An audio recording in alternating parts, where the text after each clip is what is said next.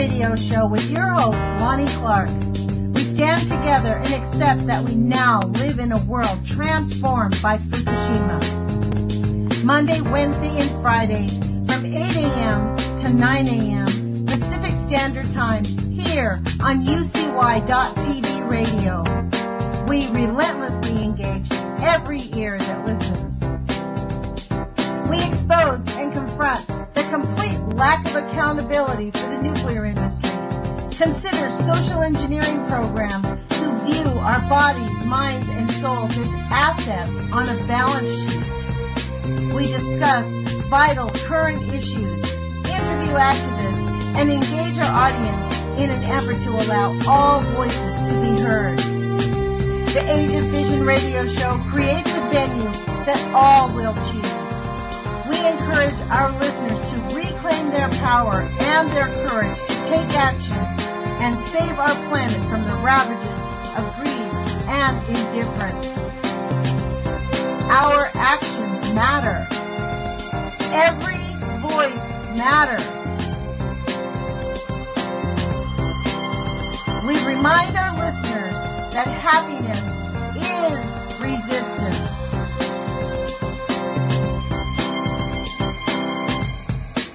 Love is greater than fear.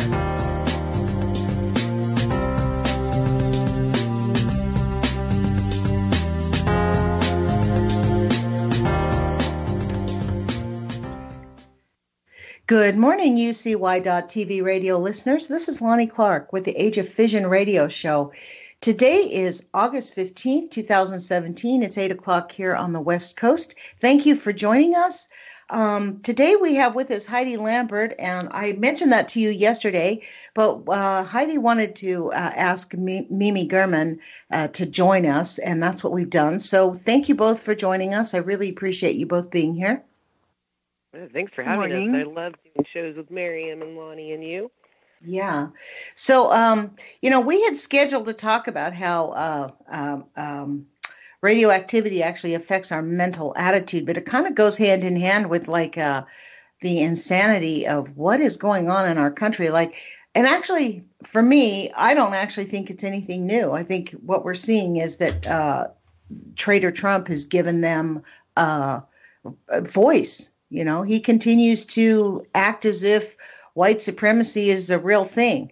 And I was not actually, what I was shocked at actually is the response that the entire government, not just the White House, but all of our elected officials were pretty silent about what happened. How do you guys feel about that?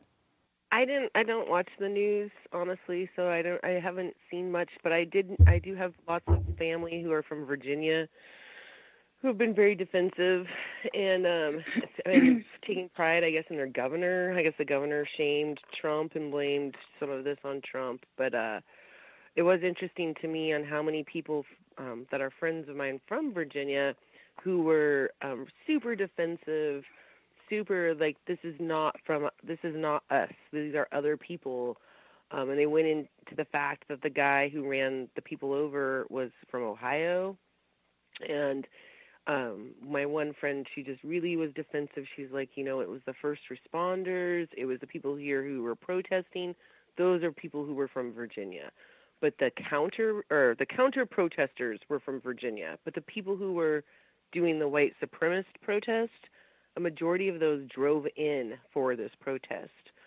And I know that Portland actually was one of the first cities to have the white supremacists come in March. And it was really sickening because it was right after the death of the two Max, it was two people, That's right, Miriam? Two people were stabbed by a supremacist on the Max. And so then the white pardon? Stabbed to death. Stabbed to death, yeah. And so then that's when the white supremacists thought it was a good time to come do a protest in Portland. And that's when Portland said, hell no, you guys have to go. You can't come here. Maybe Miriam could tell us more about that. But it does seem like we need to remember that these white supremacists are everywhere. They're not just in one place. And they do travel. And they do work together to try to make us hate and fear coming out and speaking against them. one of the things that I've noticed, because we've had enough of these now to see a pattern, I see the pattern, that protest that you're talking about on June 4th was already scheduled. And the max stabbings happened to have happened right before that. But that protest was scheduled. And what we just found out was that the protest that just happened in Seattle 2 days ago was also already scheduled before the killings in Charlottesville. So it's making me think, what's the inside track here?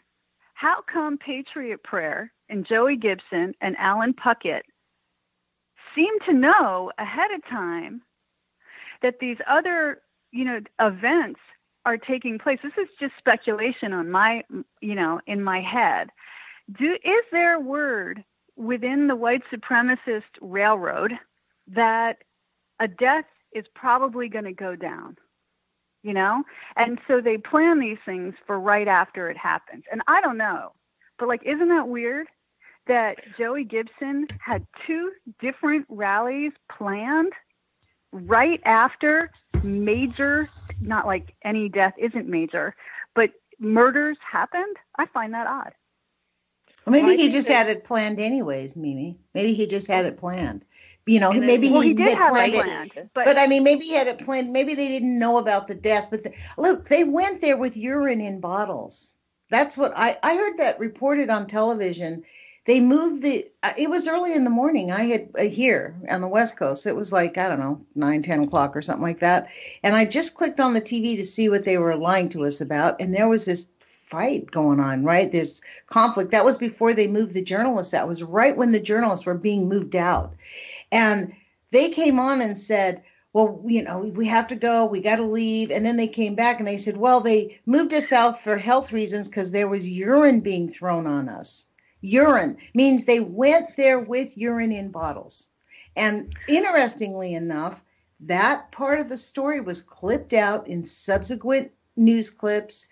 And I only heard it twice on that station and on Fox. They just, because I click back to Fox, I click back to them. I go back to MSNBC and Fox because they're the 2 that basically put out the propaganda.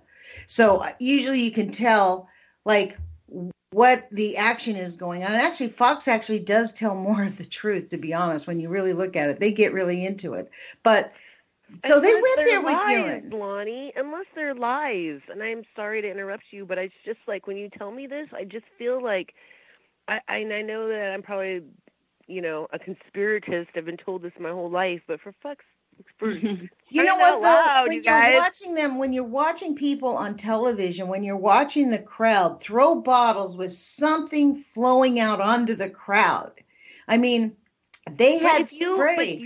But if you go to if you were at a Portland protest, right? Let's say a Black Lives protest, and there maybe is 10 to 20 black. So I get what you're saying. That you think this is COINTELPRO. There's riot police. There's the National Guard. I mean, in this June 4th protest, they had the National Guard for that, and they were telling the non-white supremacist people that they were the ones that were egging on the white supremacists. So I constantly am looking at this thing going down, thinking to myself that the government is condoning this. This is condoned actions. And so I don't believe that protesters were throwing urine at journalists. I truly believe that if anyone was, it was planted people to throw it to get rid of the journalist. Maybe. Because the government doesn't want it covered. Well, this is the point. Maybe, but this is where I kind of get this thing about the government. We're the government. And this is why I applaud what Mimi does. She goes into the city hall. For those of you who don't follow her on Facebook or on her blog, she goes into city hall and stands up to Ted Wheeler while he's, refusing to help people who don't have homes, which there are thousands and thousands in Portland. And they're not just who cares what their habits are in their lives? The fact is they're out in the streets, having to live in the streets while there are facilities available. Mimi stands up and goes into the city hall and talks to them about, why are you putting live bullets in your practice bullets? Why are we paying for live bullets? Which we talked about here, Mimi. So, Mm-hmm. but see, this is the point. It's our government. It's not the government. And if we, I personally believe the stories that these guys carried urine with them because they are insiders. They are white supremacists. On Telemundo, there was an interview with a white supremacist. The guy looked right at the guy's face and said, yeah, white people are superior because that's how God made us. Sorry. Right. I'm sorry you're a Mexican. Literally, that was part of the interview. It was like shocking.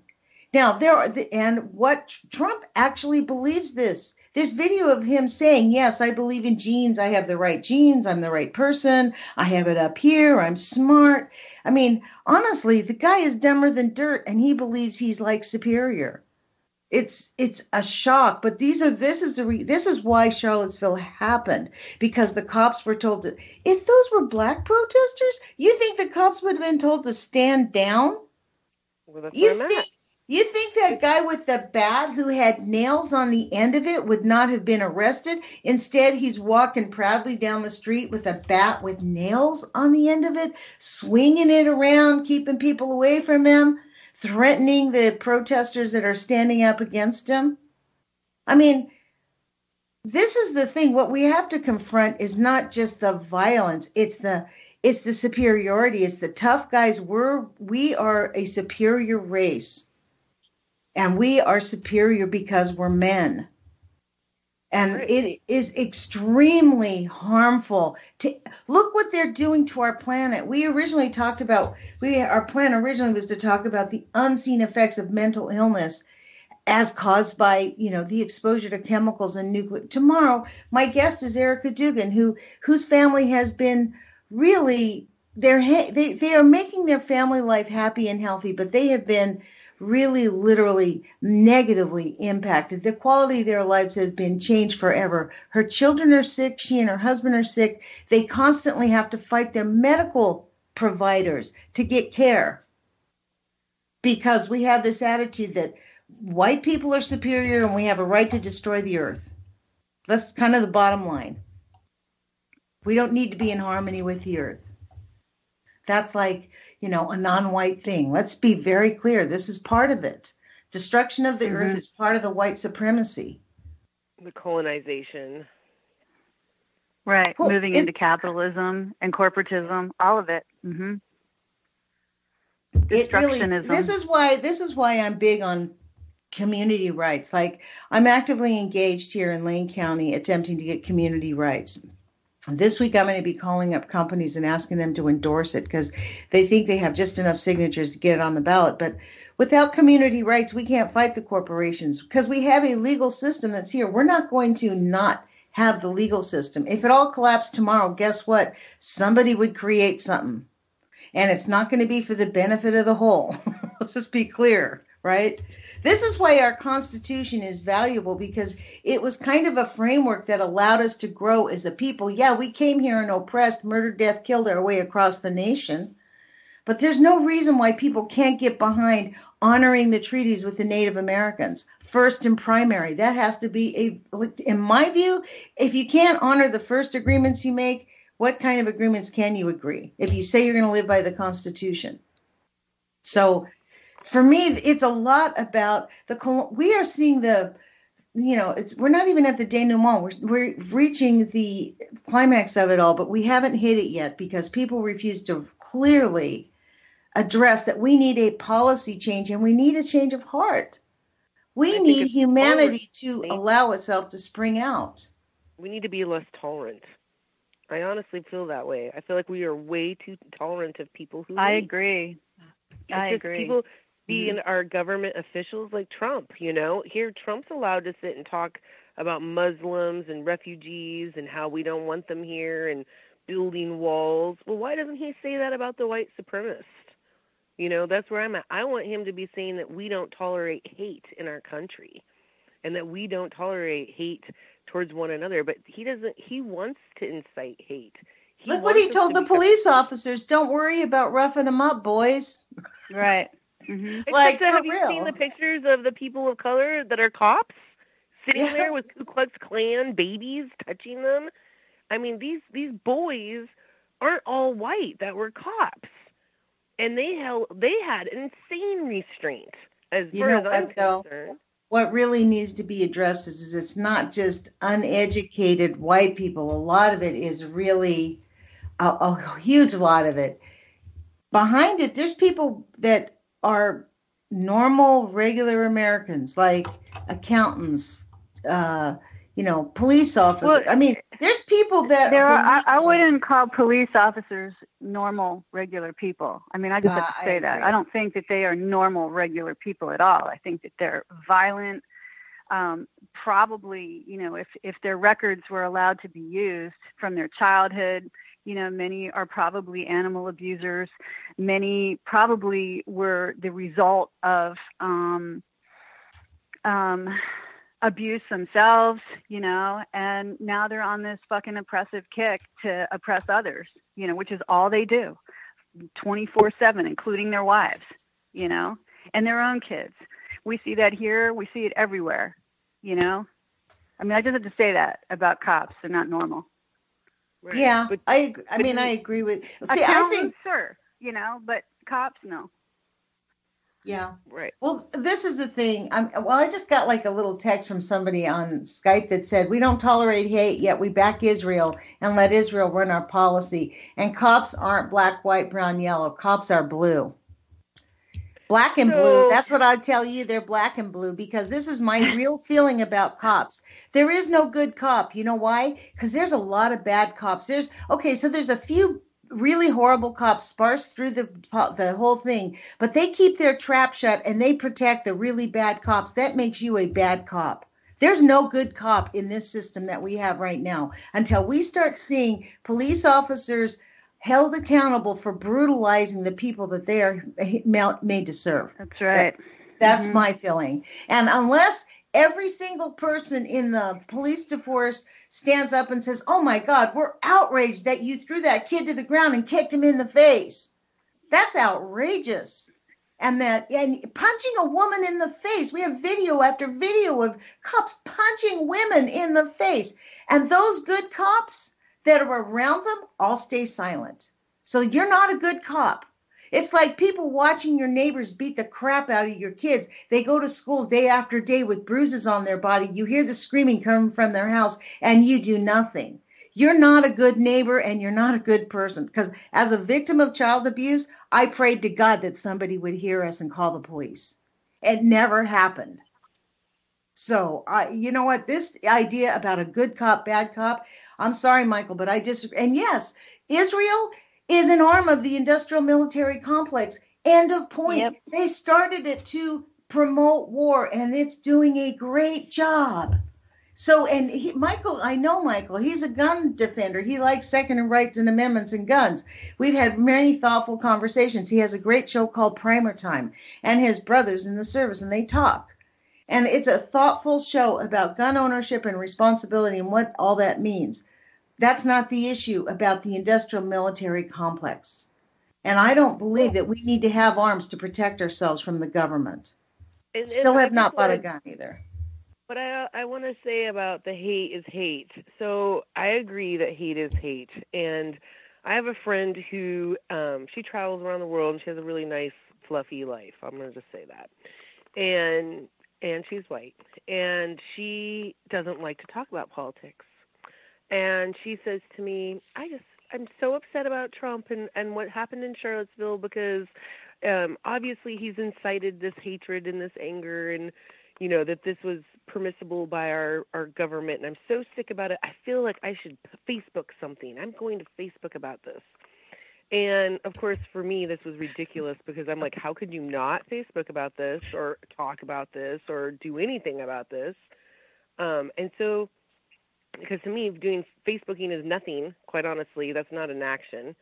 That's just like having conversations. But my whole point is this is no longer about politics, okay? What's going on? Racism is not about politics. Racism is about a human value. It's about a behavior that we find acceptable with one another. And I have a lot of people in my life that's pro-guns, pro-nukes for that matter, pro-violence, and I still don't condone it. I don't condone it. And you can have that opinion, but as soon as I see you hurting someone, then I don't share that. That's not acceptable to me. and I can't tolerate that behavior. And that's where we're talking about how individuals have to stand up to the people around them and say, no, you're not allowed to hit people. You're not allowed to call them names. You're not allowed to make fucking jokes about race and whatnot. You know, like, those are not acceptable. And I think that maybe then we would change the culture a little bit. But I think from my experiences of being down in the South it's completely acceptable to make fun of women. It's completely acceptable to make fun of people for how they look and how they behave. But you can hate. Hate is acceptable. It's funny to hate people. And that's what I think is like the biggest challenge. And that's where we're at with our police. Our police are paid by taxpayers' money to protect people, period. Not corporations.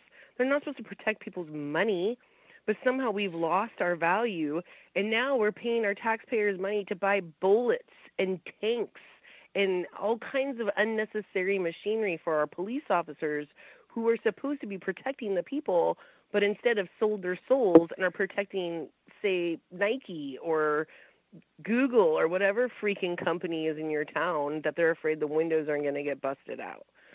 I mean, that's where the problem lies, is our system. And it's our system of government. This is what I'd say. Part of the system is that the judges get bought out, because judges have they can be privately, basically in their campaigns, they do what they're told. I mean, they get paid to get it. They have to raise funds to be elected to be on the ballot. And so judges are this is part of the reason why we have these laws. And as far as the cop cars and the militarizing the police, that happened because of the industrial military complex again. Where do you think they have to send their last year's equipment? Because they keep building new. Someone came up with a brilliant idea about 15 years ago to hey, let's sell our extra military gear to the police, and we can even train them how to use it, and we'll put them through military training. And that became a big thing. Every police force has some kind of military training, and they train the cops like we're the enemy. So they're brainwashing the cops before they even hit the street. It's beyond, but again, it is what's acceptable. What's acceptable is nonviolence. And actually, the whole thing with the nuclear industry is violence against our environment. The thing with the oil and the pipeline, violence against our environment. Allowing massive amounts of people to be homeless in a country where we have so much money and so much capability. That right now we have the resources to put every single person in a decent shelter. And that does not happen. Why? Because I'm living in a little town in Eugene, Oregon, where we have an armory, a military site that the government owns, an armory that is closed down, that we don't use anymore because we aren't shipping our kids off to Afghanistan anymore. That place houses 250 people, 4 or 5 kitchens, 5 or 6 baths, 3 or 4 baths. I think 3 kitchens and 5 baths. That's what I think it houses. And it houses 200. At one point, I wanted to make that a shelter for people that don't have homes, houseless people. I put a big effort. I got a lot of pushback here in progressive Eugene because the people in that neighborhood did not want it. Not because the city council loved the idea. There were people who thought it was great. But the people in the neighborhood went, And they basically told me, we don't want those kind of people walking through our part of town. We like them staying down by the river. It's fine over there. They don't need to come, as if they're a threat to our society. They live in our town. They're not robbing us daily. I had so many arguments, and it was just like, we need a change of humanity, even in the quote. When you said, people in the South like to make fun of people, I'm going to tell you, Heidi, I think people in America, I am very picky about words. People come on my show, and I am picky. You say the word crazy or nuts or call names. And I feel like I was blessed from my childhood to have learned all these lessons. But it is so important for us to have humanity. Well, there's very little humanity out there from my perspective. And, there's videos of me confronting Nazis in Portland on YouTube, and the comments from people around the world, and this is around the world, to me, about me, are so, I'm it's not like I'm okay with it. I don't mean to say that because I don't even know the words, right? I'm not scared by them. I'm not afraid to die. I'm not, I think that's part of it because I'm not afraid to die. This stuff doesn't really get under my skin. It's just me observing people. And so this is an example. This is on a video. I don't want to name the name of the video. And this woman says, this is about me talking about my issue around liberals in Portland not telling us, those of us who fight fascists, that we shouldn't fight fascists, that we should really just do protests where we sing, kumbaya shit. And this is me telling them, no, you're wrong. We need to stand up against this, not just sing about it, So anyway, there's a comment by this woman, and this is one of many. And this is 1 day ago. This is what it says next to her comment. 1 day ago. Where's Mr. Dodge Challenger when you need him? She's referring to the guy who killed Heather Heyer about me. Oh, wow. Wow. Mm-hmm. And so this other person replies and says to her, too soon, but still, LOL. So this is just they talk about me being Jewish. They talk about, me smelling because this is yes, what, what I do this with is that the old stuff? anti-Semitic shit. I'm not saying that anything needs to be done about it. I'm just saying that, like what you're saying about hate, what both of you are saying about hate, it's everywhere. I have no idea if this can be stamped out. I don't think it can. I think that the biggest problem with Trump is that because he got voted in or just got in due to electoral college, because he got in, this is just flaming now. And I don't know how you put out a wildfire like this. I just don't. But I'm going to how we do it. Jumping into it with my hose. It has, but this is the thing. This is what Gandhi said. You're not going to fight it. The fire has to be our determination, our resolve. Look, this is the issue. I think every time you see a comment like that, report it, take it off. And actually, I look at videos to report things. I have reported a lot of things. I think it's very important to report these comments on social media as hate speech and hate crime, because that's what they are. And almost always they get taken off. And I think it is, instead of allowing it to fester for other people to come in and read on and slather on and, oh, yeah. I mean, because that's what happens. It's like a bunch of little rats. They all it's like a circle. Right. You know what I mean? Like it's so I believe we need to just go in and take it off right away. And as soon as you see it, report it. And honestly, this is what it means to speak out. I have been called slanderous names, horrible things. On my own channel, horrible things. And I just I report it and I block those people from coming on my channel. Because you know what I know about haters? You are not going to change them. They want to hate. Until they love themselves, they're not going to have the come to Jesus moment that they need. You know what I mean? Like honestly, this is the issue. I honestly, frankly, in the last 2 weeks, I have kind of been stunned. I'm not a Jewish person. I'm sort of somewhere in the middle of all of it. I was raised a Catholic, but I had kind of vague ideas what it meant, anti-Semitism. Up until the last 2 weeks, I have never really heard some of the most salacious comments on Instagram, YouTube. And I mean, I'm not a pro-Israel. In fact, my brother-in-law, who is a rabbi, stopped talking to me because I told him that this Israel is not God's Israel. It is the Israel of the industrial military complex. And I believe that. Lonnie. It's not the Israel of God, because the Israel of God would not be creating what they're doing. And he stopped talking to me over it. But you see, I lost a family member over speaking clearly on how I feel about Israel. Well, if I could interject here, so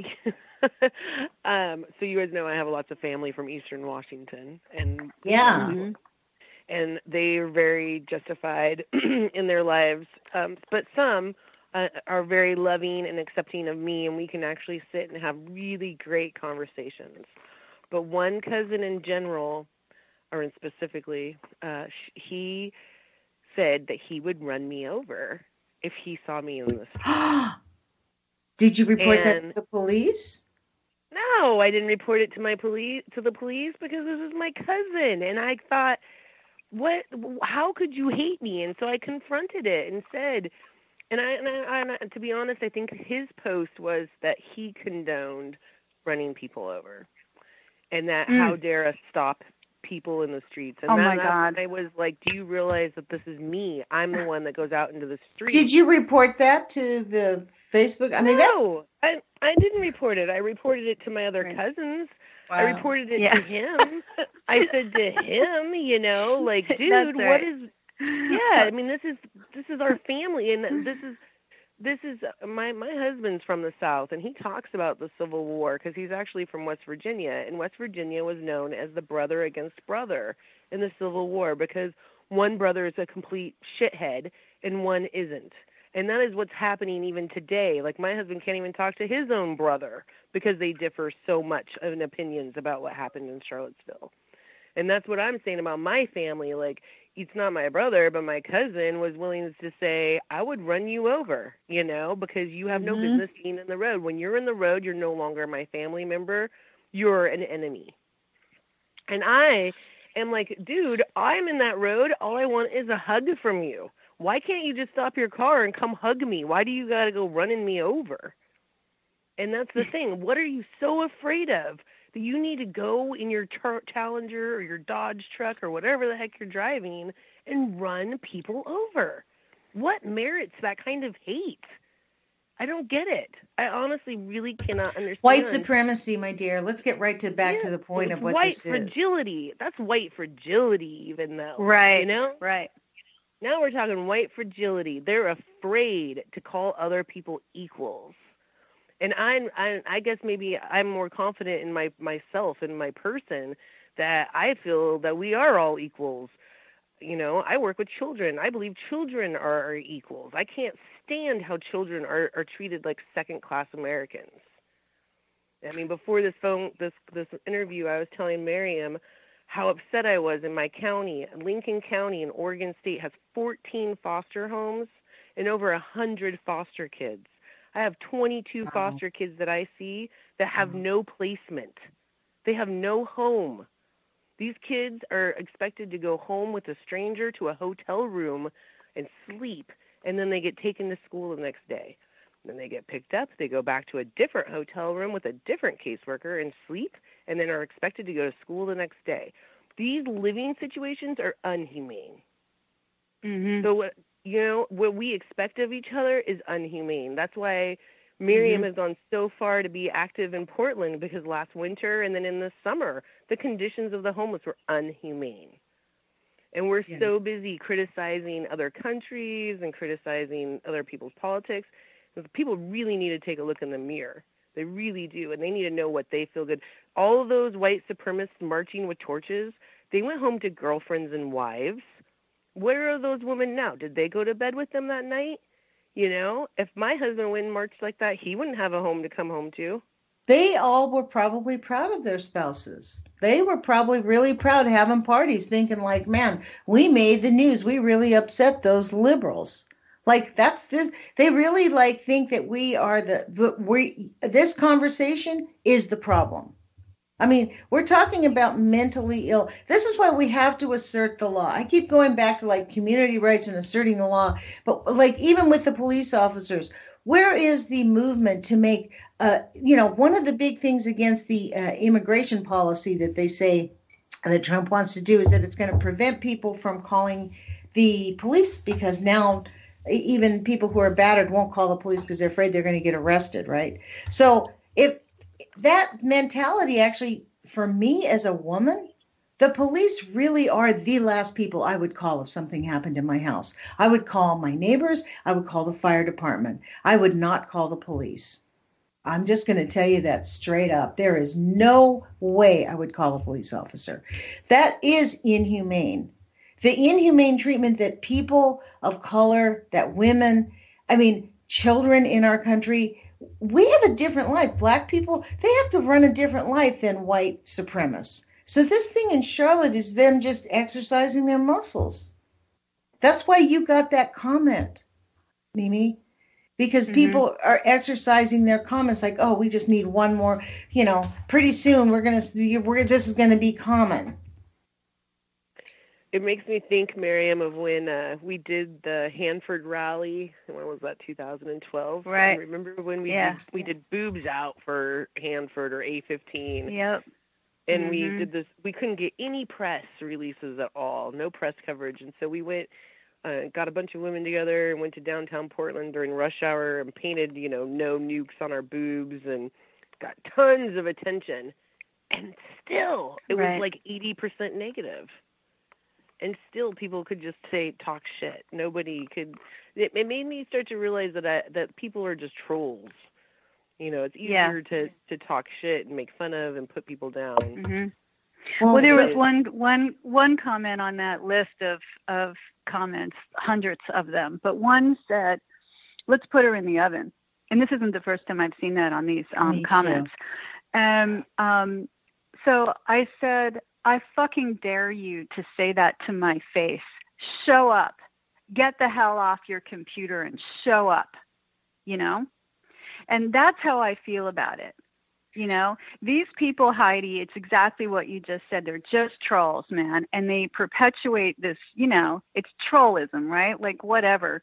But it's part of the fodder for the fire, And so I do call them out. I'm like, I'll fucking meet you face to face. Right. But they won't. Well, because they're never afraid. Show up.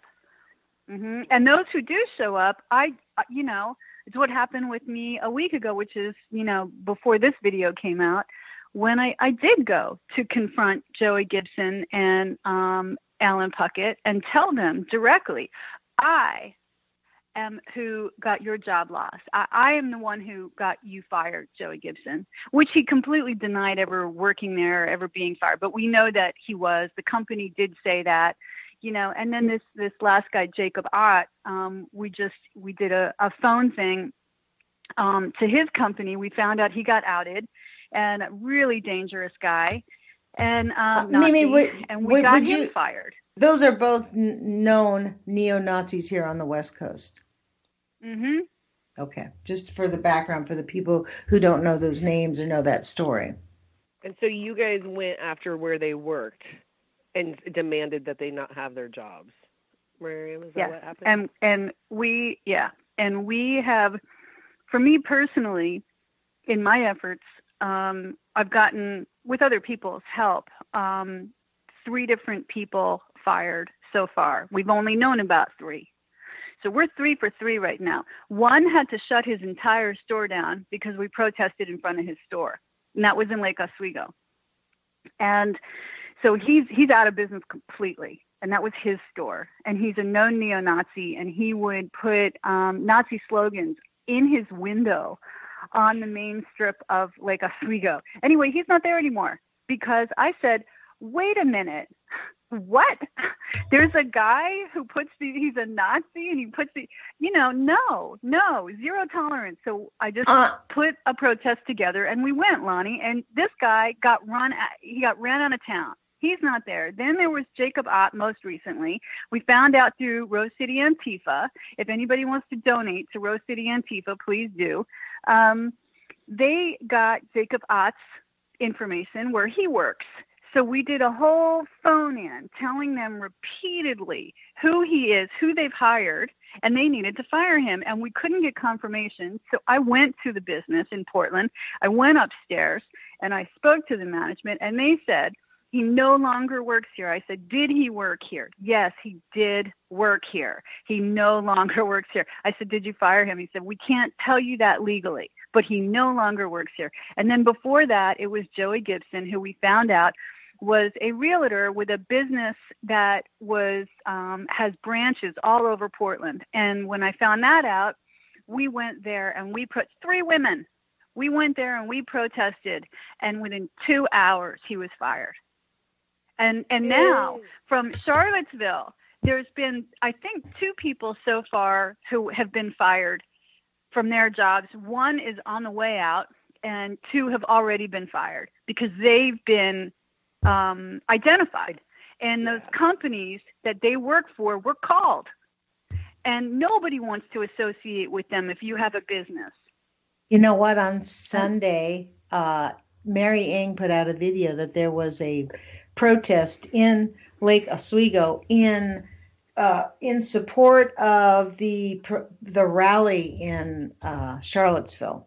So I bet you 2-1 it was this guy's gang of friends, and she got harassed. Her video was very interesting. She got harassed by people as she was walking through the crowd because she was saying, no fascism in USA, and they were like, "Go back home. You don't belong here, snowflake. This is our country." It was really like, wow. Mm-hmm. It was pretty harsh. I mean, it was like, and the comments, like you said, were pretty harsh. So, but you know what? We cannot overcome this until we face it. So in a way, we're looking at it, and we have to figure out what is going to change we have to change the hearts and minds of people to understand that we're one humanity. The white people are not better. White people are not stronger. And, it is not, it's contingent upon us to demand of our government how to behave, not just go, oh, the government's going to do this. I mean, imagine. You've been in protests at Black Lives Matter. Imagine if that had been Black Lives Matter protesting in Charlottesville, what the police would have done if they behaved like that. We'd have how many dead protesters probably? 10 or 15 dead protesters. All shot by the cops. Yes, or beaten up by the cops, And how many people they would just shoot. They don't bother beating up people, especially if you're Black. They've made that really clear. They just shoot you. They just shoot you. That's why they need live ammo. And that's why it's ridiculous that Charlottesville went down the way that it did, and there was never even a riot cop called. And I didn't see one police officer look like the freaking cops that we see in Portland. They look like stormtroopers in Portland. You can't even see their faces. They're wearing so much face gear and headgear and bulletproof gear. Same in Seattle. And both those places, none of the protesters are violent. They've sworn to be peaceful and go in with nonviolence, and yet they still get met. This is without torches. This is without, any, the only threat is upset. Whereas in Charlottesville, they were threatening people's lives. They were openly threatening people's lives, and still the police stood by and did nothing at all. And so really the protester who went and drove in and I hate calling them protesters now because it's so confusing. Just call him a terrorist, Heidi. He's a terrorist. Yeah, just call him a terrorist. You don't even need to use his name. Yeah, it's unreal to me that even happened. Honestly, it's just unreal to me, and then that they're not handling it even more seriously than they are. And that's just more validation of this white supremacy colonization of our culture that we're living in, and this open hate. And that's where, I live in Oregon on the coast, and there are people who are hanging freaking Confederate flags right now. And they're doing it right here in Portland. Yeah, they're doing it everywhere. They're flying them everywhere. from their trucks here, everywhere. Yeah, that's right. And that's where we have to be strong enough and to confront these people. And what's really amazing is really at what point? I mean, what does that? When people fly that Confederate flag, what are they doing that about? I've heard people say, "Well, we're running it so we don't want to have to, not talk about our history." Well, really, do we fly the British flag? Because we fought Britain too. I mean, really. Let's just be clear, because there's always two sides to every war. So does that mean for every war we fight, the Mexican flag, do we fly their flag also? I mean, at what point are we going to say, we are one America and we are one people? I mean, no. So the Confederate flag to me is the exact opposite of that, Lonnie. I mean, this whole thing that went down in Charlottesville was over a damn statue of General Lee. That was put up in the 60s. Right. Put up in the 60s to protest the civil rights movement. It wasn't about history. It was like to show the people, you guys might have changed the laws, but he's going to be around here forever. Right. Which is meaning to me that those supremacist thoughts are being reinforced by idolizing this stupid freaking hero. He's not a hero. He's not a hero, right? He lost the war. Lee's not a hero. And I don't understand why the statues would even be up, but people are dying over a damn statue, over a guy who had horrible ideals, and so that's where this Confederate flag comes from. It's like, what are you hanging a flag for white supremacy?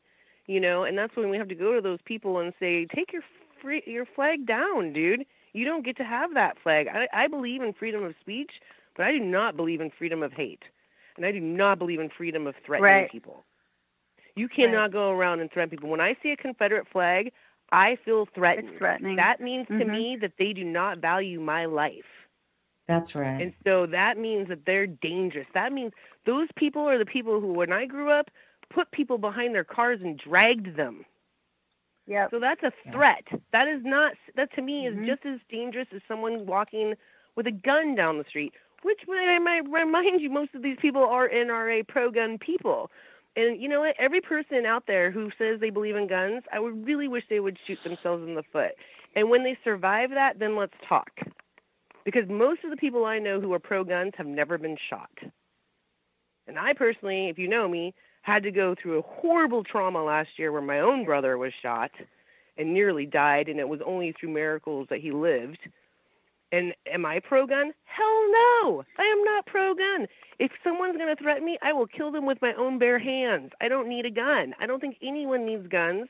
We don't need nukes. And really, we don't even need to hate each other. We need to look at each other and talk to each other and work through our freaking hatred. But like Miriam said, am I overly hopeful? Probably, because some of these people's hate is so deep, I can't even comprehend it. I can't comprehend why we would hate each other so much. And I guess I just don't share in that fear. I think people need to see that documentary, Tough Guys. I've said this to everybody that I know, and probably have said it to both of you guys many times. It's by Jackson Katz, and you can find a copied version on YouTube. It's 56 minutes long.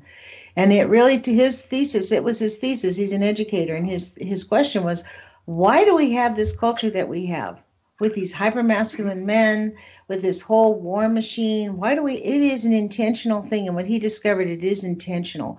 And if it's intentional, that means we can intentionally stop it. We can return to how humans are supposed to really participate with each other. This is completely unnecessary. And I agree. Well, we do need to call it out. Go ahead, Mimi. I want to remind people who might be listening that, in case you don't know, that the hate extends not just to Black and brown people, not just to Jews, but to Muslims, to any religion that is not quote unquote Christian, to trans people, to queer people, to basically every single type of person except white male quote unquote Christians. And so I'm guessing that you all know, even in your families, people. So this affects you. These fascists affect you and the people you know. And I implore you to get out when you know that there's a rally, a quote-unquote free speech rally, which is more like what Heide said. It's a hate speech rally. To go there and confront these people face to face. Don't sing on the corner where they aren't. Confront them. Stop them from being able to do their hate speech, because you should. It's the right thing to do. It's a humane thing to do. That's Don't what Marianne did. them She was by herself, a woman by herself in that little town. What's the name of it where that guy Joey lives? What's that little town? Oswego. Oswego, thank you. Yeah, she was up there by herself as they were having this protest, calling out the fascists, telling them that is the symbol of hatred in our country, and you guys are putting it up. She wasn't insulting them and telling them they were horrible people. She was explaining why she objects to that and that this is objectionable, and she finds it offensive. And they were yelling at her back, but you know what? She had the nerve to do it, and she put it up. I mean, my hat's off to her. That's what it takes for every single person. And Miriam, you never punched them either. And that's another thing I'm seeing a lot of, is a lot of this punching. Oh, no. Mm-mm. You know, no, if we Nazis, we're just as bad as the Nazis. This is not about punching people. This is about confronting them with their hate. Right. And having them put a face to their hate. Miriam, I know you very well. It's really hard for me to believe that anyone can hate you. You are the sweetest, most loving heart that I know. And so for me, for someone to sit and shout those obscenities and have those hateful wishes for you, clearly they're not even seeing you. But now when they go home, your face is going to come into their memories. And I would like to believe it's going to be harder for them to hate putting your face to that, because you're not a hateful person and you weren't even there in a hateful place. You were in a place of like, why do you think this is acceptable? This is not acceptable. And that's what I feel like we all need to put on our courage boots when we see the Confederate flag and when we hear the racist jokes. And, you know, when the little shit is happening around us, that's the shit we need to confront. In your own neighborhood. In our own neighborhood, in our own place, in our own churches, in our own schools, we need to confront it and say this is not acceptable behavior. And hopefully... Including... Go ahead. Including... I'm sorry to cut you off, Heidi. Oh, no, please, Miriam. Including... I was going to say including when you see the cops pulling over somebody who is not white. Yeah. You have to stop your car, stop what you're doing. If you can, take your phone out, turn the video on, and tell those cops that this is a human being to back away and not hurt them. You have to use your words. You can't just stand there and watch as if it's a movie. It's not a fucking movie. It's real life, and cops kill people who aren't white. Even with you videotaping with your phone. That isn't right. That's you have a legal right to videotape. So first of all, stand brave with that action, but realize that doesn't stop them. I mean, on 101, there was a transient, and I watched and with my own eyes, cops shoot him. And I was appalled. That this had happened. Oh my God. And luckily he lived, but at the same time, it was like, why do you have real bullets in your, why did you resort to the bullets? Like, there were so many things that could have happened, and I watched right before my eyes. And so definitely stop and definitely video and definitely say no to these people, that they can't do this. The word is to interrupt. We have to interrupt hatred, because when we do that, there's a really good chance that you just saved somebody's life. And that reminds me of how you train a dog, right? If you really want to if you want to have a well-trained dog and you have a dog that's kind of jumpy and nervous, the way to get to him is before you allow them to get into that panic state, you sort of interrupt their state of mind and put them on a decent track. That's all it's really about, is having people, because we have been trained. There is really serious propaganda and gaslighting. These are terms that are actually being used. So it's up to people who have humane, rational thoughts to actually get people from going that way. This is why I'm very much against violent video games. I think for children, I'm against them for adults. I think violent video games really are inhumane. I think they are horrible, horrible programming, and I'm totally against them. I don't let them come into my house. I don't like protesters to feel afraid to come out into the streets. And so to me, people were very tolerant of these terrorists who are out terrorizing. And we were saying, oh, we're giving them the freedom of speech, blah, blah, blah. Some people had the balls to go and counter-protest. And then they go and counter-protest, and then they're victimized and killed. And then people are afraid to come out and counter-protest. And so for me, that's really a frightening thing to be watching in our society, because right now the counter-protesters are the ones that need the most courage, and they need to not be afraid of these. They cannot entertain that fear that they're trying to install in us. And that's where I go back to my cousin saying he would drive me over if he saw me in the streets. And my rebuttal was, well, all I would want was a hug. And, as you're hitting me, I'm thinking, I love you, cousin, because you're my cousin. And that's how we have to be. We have to confront one another and let them know. And, Miriam, you do that. You go to Ted Willer. You're very compassionate with the mayor of Portland. For as much hate and as much deceit as he's done and lies he's told you in your community groups, you still go with a lot of compassion for him, telling him, hey, if you listen to me, we can help this city. I have solutions. You don't go there and tell him, you hate him and he should die. You know what I mean? You're always trying to work with him. Maybe more so. I had been trying to work with him. That ended. It ended. It fairly recently. Mm-hmm.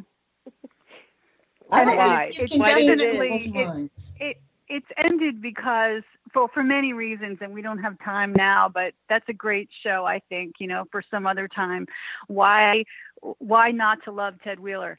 But tomorrow is the solidification of $2 to $4 million going to our Portland Police Department for live ammo, because they ran out of the ammo that was allotted to them through next year.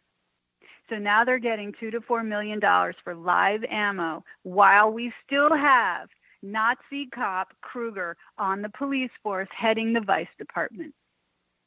Right. And someone told me a statistic, like this would buy a bullet for every person in the city of Portland.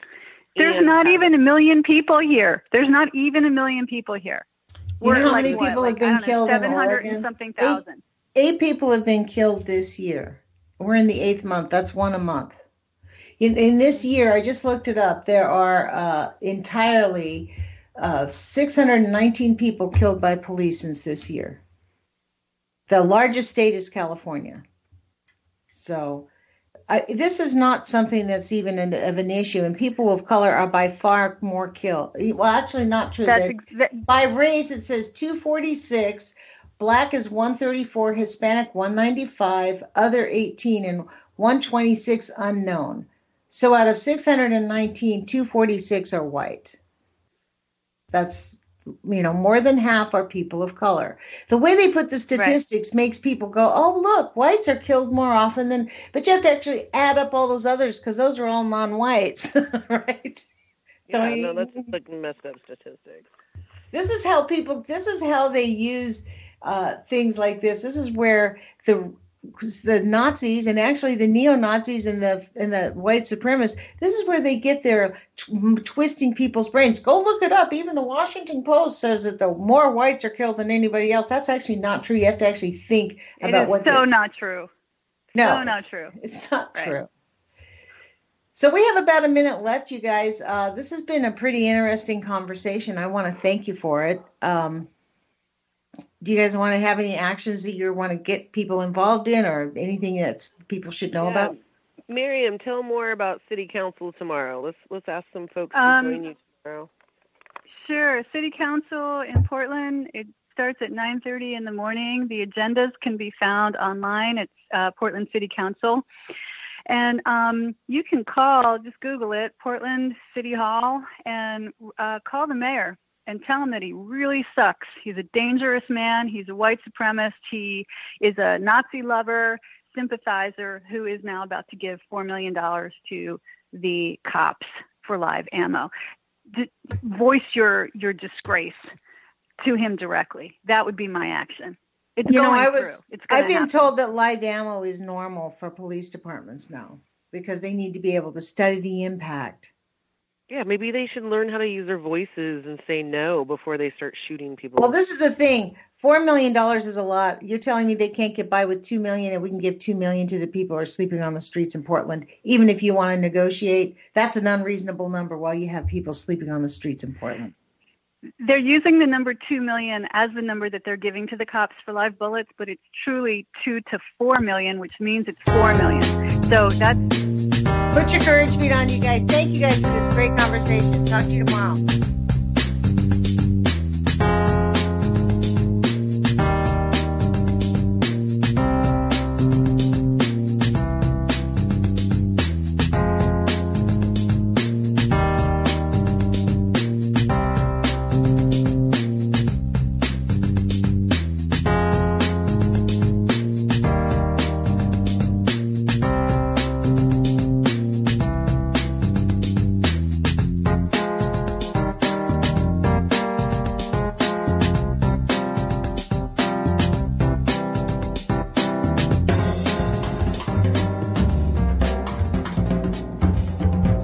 Truth on the Tracks you can catch every Monday night and Friday night at 9